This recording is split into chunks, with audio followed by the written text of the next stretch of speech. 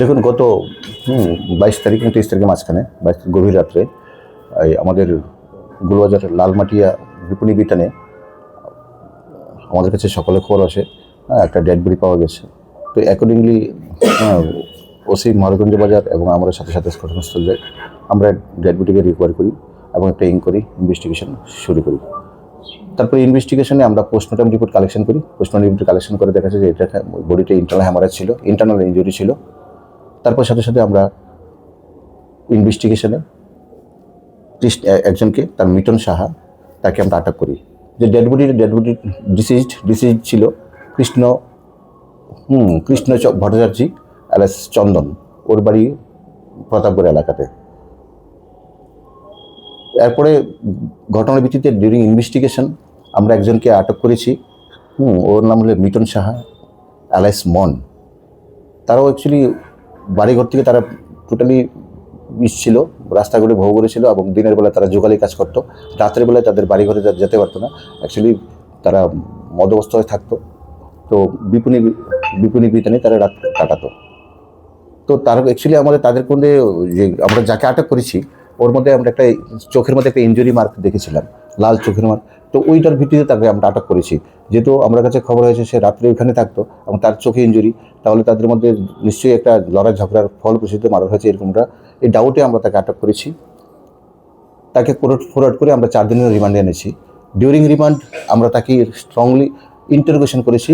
ইন্টারোগেশনে finally সে প্রথম কি বলেছিল সে তাকে চিনিয়ে না। তো আমরা রিমান্ডে ইন্টারোগেশনে সে লাস্টের বলেছে, সব কিছু খোলস করে বলেছে যে তাকে চিনে, তারা একসাথেই থাকতো, একসাথেই ড্রিঙ্কিং করতো, দিনের বেলা জোগালি কাজ করতো, রাত্রেবেলা এখানে থাকতো, উইদিন রাতেও তারা একসাথে ছিল। তো নিজেদের মধ্যে একটা বিষয় নিয়ে তাদের মধ্যে ঝগড়াঝাটি হয়, ঝগড়া বলে তাদের মধ্যে মারামারি হয়।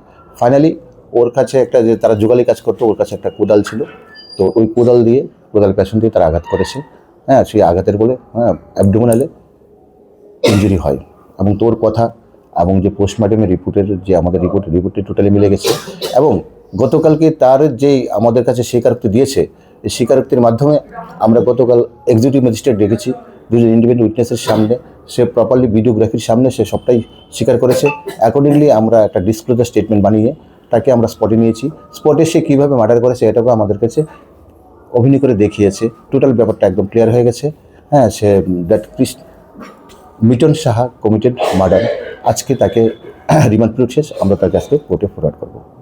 মূলত কি কারণে কেন মার্ডার করেছে এটা কি পাওয়া গেছে? এটা পাওয়া গেছে অ্যাকচুয়ালি তাদেরকে বেসিক্যালি তারা হেবিচুয়াল ড্রাঙ্কার হয়ে গেছিলো।